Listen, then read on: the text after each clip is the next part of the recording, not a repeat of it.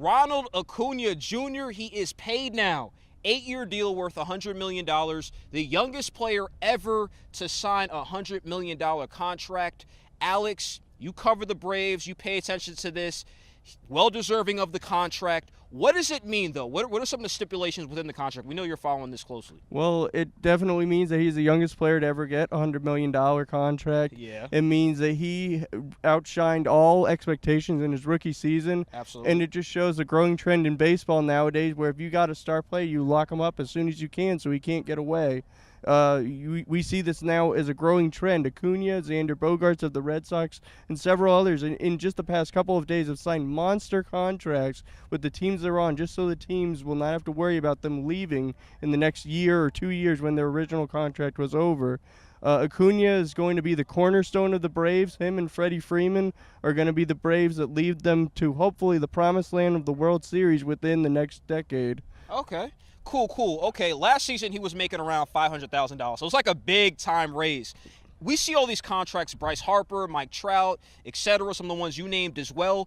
Do you think, I know this wasn't planned, but do you think they were feeling that pressure because other teams are spending money to spend money on Acuna? Definitely. I mean, the Braves, unfortunately, are one of those teams that you would refer to as penny pinchers, where they do let the stars get away.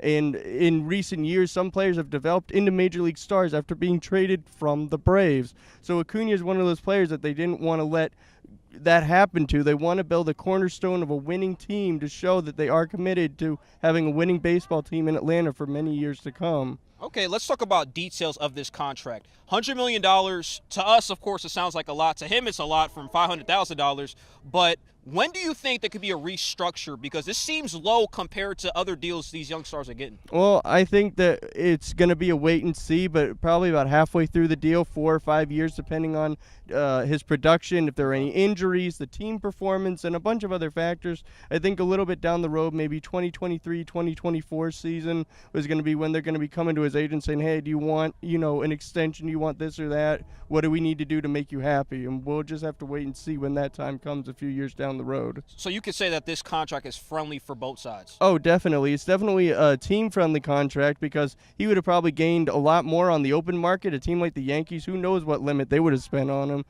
But it's also a comfortable feeling for Acuna. Like, he knows the Braves. He grew up with the Braves. Absolutely. He's friends with a lot of the Latin players on the team. So it's just a sense of, like, he knows where he's going to be, and he doesn't have to worry about, starting over with a new franchise for a long time to come. Cool. Thank you, Alex, for that breakdown. It's great to see Atlanta retain their young talent.